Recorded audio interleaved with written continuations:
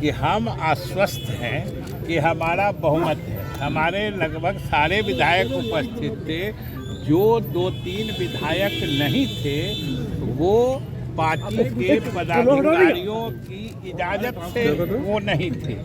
1.5 घंटे की बैठक के बाद जनता दल यू के विधायक और बड़े नेता विजय चौधरी बाहर निकले। विजय चौधरी ने कहा कि 2-3 विधायक एब्सेंट थे, हालांकि कुल 7 विधायक एब्सेंट हैं।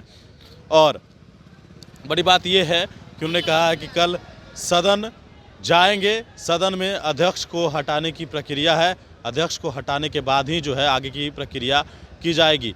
विजय चौधरी ने अपनी तमाम बातों को स्पष्ट तरीके से रखा है। साथ ही साथ जो मुख्यमंत्री नीतीश कुमार हैं वो बैठक के बाद सीधे तौर पर निकले हैं। पूरा बयान आपको हम सुनवाते हैं। उसके बाद कुछ पूछना होगा तो आप बता दीजिए।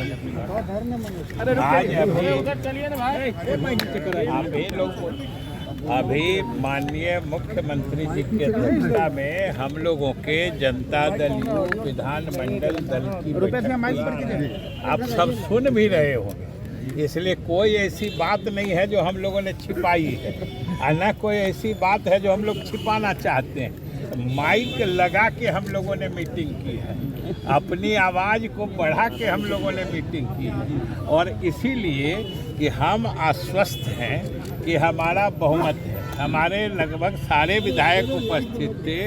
जो 2-3 विधायक नहीं थे वो पार्टी के पदाधिकारियों की इजाजत से वो नहीं थे। सब ने सूचना कर दी थी कि हम वो तो नाम बाद में ले लीजिएगा। अभी ये बता रहे हैं कि जो नहीं थे वो पार्टी को सूचित करके नहीं थे। वो सब लोग शाम से लेकर सुबह तक पहुंच रहे हैं। हम लोग आश्वस्त हैं और सभी जानते हैं कि हम लोगों की संख्या 128 है और हर हाल में हमारा विधानसभा में बहुमत है। और आप सब जानते हैं कि कल जो विधानसभा की कार्यसूची है उसमें सबसे राजू भैया हैं क्या? राज्यपाल महोदय का अभिभाषण होगा। उसके बाद विधानसभा में सबसे पहला प्रस्ताव जो माननीय अध्यक्ष को हटाने का प्रस्ताव है उस प्रस्ताव पर चर्चा होगी और उस चर्चा को संपादित करने के भी नियम उसमें प्रावधानित है कि वो पुकारेंगे जो कितने लोग अध्यक्ष को हटाने के प्रस्ताव का समर्थन करते हैं। और नियमावली स्पष्ट कहती है कि कम से कम 38 सदस्यों को खड़ा होकर उसका समर्थन करना है और अगर 38 सदस्य या उससे अधिक अध्यक्ष को हटाने के प्रस्ताव के समर्थन में खड़े हो जाते हैं तब नियम जो विधानसभा की नियमावली है या संविधान कहता है कि वो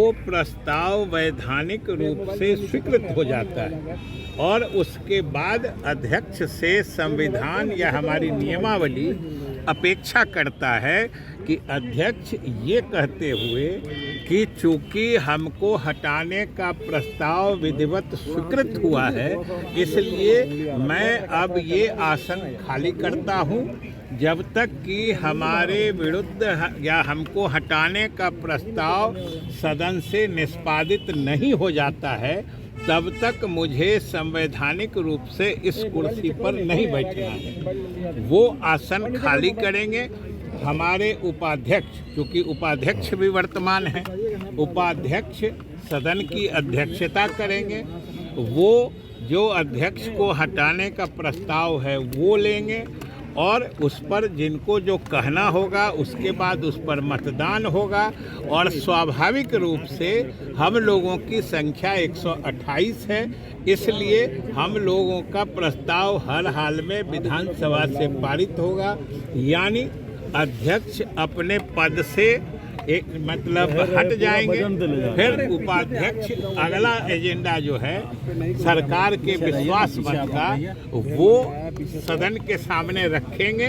फिर दोनों तरफ से मुख्यमंत्री प्रस्ताव पेश करेंगे, माननीय नेता विरोधी दल उस पर बोलेंगे, फिर विभिन्न दलों के नेता बोलेंगे, फिर सरकार उत्तर देगी और फिर उस पर मतदान होगा।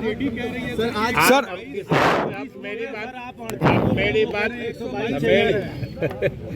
हम क्या 38 आप कह रहे हैं कि मनोज झा ने कहा है कि 122 आप विधायकों उनसे समझ लीजिएगा ना, वो भी समझते हैं इस बात को, वो भी समझते हैं इस बात को। कौन विधायक नहीं हम ये बताइए कितने विधायक नहीं आए हैं नाम मंत्री चेक जी? कर ले, बता देंगे। हम तो कह रहे हैं कि 2-3 विधायक नहीं थे,